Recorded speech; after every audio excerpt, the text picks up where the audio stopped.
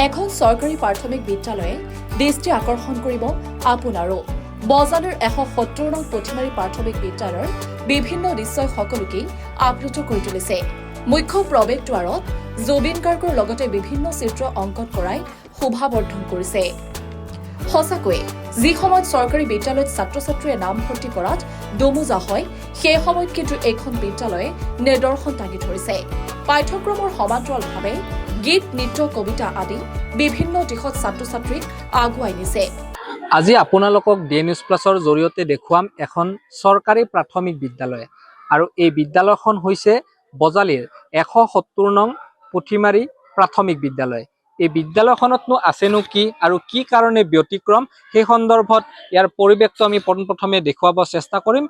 Camera পাৰ্চনে দৃশ্য দেখুৱাইছে। এনেধৰণে প্ৰাথমিক বিদ্যালয়খনৰ সন্মুখ ভাগতে এনেধৰণে বেৰত হাৰ্টথ্ৰব জুবিন গাৰ্গকে আদি কৰি বিভিন্ন ধৰণৰ ছবি ইয়াত অংকন কৰা হৈছে, আৰু এই ছবিসমূহে প্ৰাথমিক বিদ্যালয়খনৰ দৃষ্টি আকৰ্ষণ কৰা পৰিলক্ষিত হৈছে।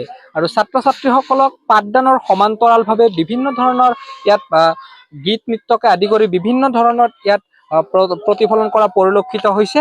আৰু বিভিন্ন সময়ছোৱাত আচলতে এই বিদ্যালয়খনৰ ছাত্ৰ ছাত্ৰীসকলে বিভিন্ন ধৰণৰ প্ৰতিযোগিতামূলক পৰীক্ষাতো অৱতীৰ্ণ হোৱা পৰিলক্ষিত হয়। আৰু ইয়াত যিহেতু বিষয়ববীয়া বা শিক্ষক শিক্ষয়িত্ৰী তথা ইয়াৰ অভিভাৱকসকল আছে, তেখেতসকলৰ পৰা ভিতৰ চৰাৰ বিভিন্ন কথা জানিব প্ৰয়াস কৰিম।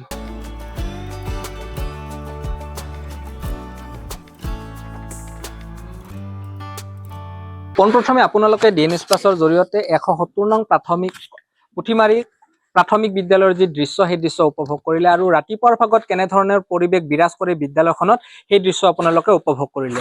এই মুহূৰ্তত যিহেতু মই বিদ্যালয়খনৰ ভিতৰ চৰাত উপস্থিত আছো, উপস্থিত হৈয়ে ছাত্ৰ ছাত্ৰীসকলৰ মাজত কেনেধৰণৰ এটা ৰাতিপুৱাৰ ভাগত পৰিৱেশ বিৰাজ কৰে সেই দৃশ্য দেখুৱাৰ পিছত ইয়াৰ ছাত্ৰ ছাত্ৰীকে প্ৰমুখ্য কৰি শিক্ষক শিক্ষয়িত্ৰী তথা অভিভাৱকসকল ইয়াত উপস্থিত আছে। আৰু তেখেতসকলৰ পৰা জানিব বিচাৰিম যে এখন চৰকাৰী প্ৰাথমিক বিদ্যালয়ত কেনেধৰণৰ নীতি নিয়ম থাকে বা কেনেধৰণে আচলতে ইয়াত শিক্ষা প্ৰদান কৰা হয়, সেই সন্দৰ্ভত ইয়াত শিক্ষকগৰাকী আছে, তেখেতৰ পৰা জানিব চেষ্টা কৰিম। ছাৰ, কি ক'ব? প্ৰতিদিনৰ সমান্তৰালভাৱে আজি আপোনালোকৰ স্কুলত আমি উপস্থিত হৈছো, ছাত্ৰ ছাত্ৰীসকলৰ মাজতো আমি পৰিৱেশটো দেখিছো, কেনেধৰণে ব্যতিক্ৰম আচলতে কি কি আছে ইয়াত? প্ৰথমতে আপোনালোকৰ চেনেলৰ যোগেদি মই সকলো ৰাইজকে স্বাগতম জনাইছোঁ। আমাৰ ধৰক ইয়াতে ৰাতিপুৱাৰ ভাগত আমাৰ মৰ্ণিং এছেম্বলি আৰম্ভ হয়, তাৰপিছত সমান্তৰালভাৱে পাঠদান আৰম্ভ হয়, আৰু আমাৰ মধ্যাহ্নৰ ব্যৱস্থা আছে। তাৰ উপৰিও বিভিন্ন গীত, নৃত্য, ধৰক কুইজ, চিত্ৰাংকন প্ৰতিযোগিতা, আবৃত্তি, এইবিলাকো আমি ল'ৰা ছোৱালীৰ দ্বাৰা শিকোৱা হয় বা পাঠদান কৰা হয়। দেখিবলৈ পাইছো চৰকাৰী বিদ্যালয়ত আচলতে বিভিন্ন ধৰণৰ ৰাইজৰ অভাৱ অভিযোগ থাকে, তেনে ক্ষেত্ৰত বিদ্যালয়খনত উপস্থিত হৈ দেখিবলৈ পাইছো সময়মতে পাঠদান চলি আছে। তথাপিও ইয়াত আপোনালোকে পাঠদানৰ সমান্তৰালভাৱে বিভিন্ন ধৰণৰ ইয়াত প্ৰতিযোগিতামূলক পৰীক্ষাতো ছাত্ৰ ছাত্ৰীসকলে অংশগ্ৰহণ কৰে দেখিবলৈ পোৱা যায়। তেনে ক্ষেত্ৰত ছাত্ৰ ছাত্ৰীসকলক আগুৱাই নিয়াৰ কি কি পৰিকল্পনা আপোনালোকৰ আছে? আৰু আমি ধৰক সিহঁতক যেনেকৈ পাৰোঁ সময় উলিয়াই সিহঁতক বিভিন্ন কাৰ্যকলাপ আমি শিকোঁ। তাৰপিছত আমাৰ ছাৰ আছে, আমি গানৰো এতিয়া আমি একজন নতুনকৈ শিক্ষক আহিছে আমাৰ মাজত, তেখেতৰ গানৰ ক্লাছবিলাক তেখেতে চাই আছে। প্লাছ আমাৰ একজন শিক্ষক তেখেতে আৰ্টৰ কিছুমানে মানে ল'ৰা ছোৱালীৰ মাজত প্ৰতিযোগিতাভাৱে কৰি আছে। তেনেকুৱাকৈ আমি আগবাঢ়িম বুলি ভাবি আছোঁ। আৰু পৰিষ্কাৰ পৰিচ্ছন্নতা দেখিছো বিদ্যালয়খনত, কেনেধৰণে এইবোৰ সম্ভৱ হৈ পৰিছে? এতিয়া আমাৰ ফালৰ পৰা আমাৰ ৰাইজৰ ফালৰ অৱদান বহুতখিনি আছে। আমাৰ SMC হওক, মাতৃগত হওক, সিহঁতে আহে সময়মতে বিভিন্ন আমাক চাফা এইবিলাক কাম সহায় কৰে কাম কৰাত। তাৰ উপৰি আমাৰো যিখিনি ছাত্ৰ ছাত্ৰী আছে সিহঁতে ধুনীয়াকৈ পৰিষ্কাৰ সেইটো কৰে। শনিবাৰে চৰিয়া পাতোঁ, তাৰপাছত আমি পৰিষ্কাৰো কৰোঁ। এনেকুৱাই ছাত্ৰ ছাত্ৰীৰ অনুপাতে শিক্ষক ইয়াত আছেনে নাই? বৰ্তমান আমাৰ শিক্ষক 4জনে, আৰু আমাৰ 65 ষ্টুডেণ্ট আমাৰ বৰ্তমান। ধন্যবাদ জ্ঞাপন কৰিছো। শিক্ষকগৰাকীৰ সমান্তৰালভাৱে আজি যিহেতু ৰাতিপুৱাৰ ভাগতে বিদ্যালয়খনত উপস্থিত হৈছে কেইবাগৰাকীও অভিভাৱক, তেখেতসকলৰ মুখৰ পৰাই আচলতে জানিব চেষ্টা কৰো। কি ক'ব? এই বিদ্যালয়খনৰ বিভিন্ন চৰকাৰী বিদ্যালয়ৰ ব্যতিক্ৰম ৰূপে দেখিবলৈ পোৱা গৈছে পৰিষ্কাৰ পৰিচ্ছন্নতাকে আদি কৰি পাঠ্যপুথিৰ পাঠদানৰ সমান্তৰালভাৱে বিভিন্ন ধৰণৰ দিশত তেখেতসকলক আগুৱাই নিছে। কি ক'ব? আচলতে এই বিদ্যালয়খন ১৭০ নং পুথিমাৰী প্ৰাথমিক বিদ্যালয়খন 1931 চনতে স্থাপিত। এইখন স্কুলৰ মোটামুটি 100 বৰ্ষ আৰু আহি আছে। গতিকে এই স্কুলত আমি নিজে পঢ়ি যোৱা, আৰু আমাৰ দেউতাহঁতে ইয়াত পঢ়িছিল। গতিকে এইখন স্কুলক লৈ আমি নিজৰ ইয়াতে উপস্থিত হৈ আমাৰ নিজৰ খুব ভাল লাগে, স্মৃতি ৰোমন্থন কৰোঁ। আৰু আজি মোৰ নিজৰ ল'ৰা ইয়াত পঢ়ি আছে। গতিকে আমি নিজৰ এই অনুষ্ঠানটো আমি কি ধৰণে আগবঢ়াই লৈ যাব পাৰোঁ তাৰ কাৰণে আমি এই অঞ্চলৰ ৰাইজে সহযোগত আমি এই চেষ্টা কৰি আছোঁ।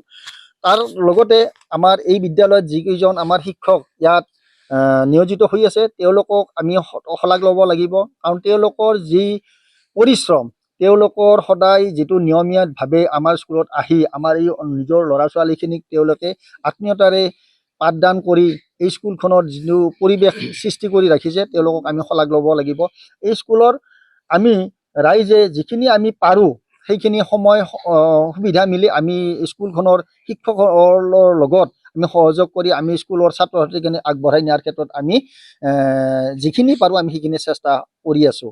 আৰু আমাৰ এটাই উদ্দেশ্য যে আমাৰ এই অঞ্চল যিহেতু গৰীব দুখীয়া অঞ্চল, পৰিয়ালবিলাক দুখীয়া, গতিকে আমি চৰকাৰী স্কুলৰ পৰিৱৰ্তে আমি প্ৰাইভেট স্কুলত দিয়াটো আমি বন্ধ কৰি আমি চৰকাৰী স্কুলত কি ধৰণে আমাৰ উন্নত মানৰ শিক্ষাৰ দ্বাৰাই আমাৰ ল'ৰা ছোৱালীৰ ভৱিষ্যতটো গঢ় দিব পাৰোঁ তাৰ কাৰণে আমাৰ ৰাইজ সচেতনভাৱে আমি চেষ্টা চলাই আছোঁ। যিটো সময়ত দেখিবলৈ পাইছোঁ নগৰাঞ্চলৰ সমান্তৰালভাৱে গ্ৰামাঞ্চলত থকা চৰকাৰী বিদ্যালয়সমূহত ছাত্ৰ ছাত্ৰীৰ সংখ্যা তেনে নগণ্য, কিন্তু দেখিবলৈ পাইছোঁ এই বিদ্যালয়খনত যথেষ্টখিনি ছাত্ৰ ছাত্ৰী ইয়াত আছে।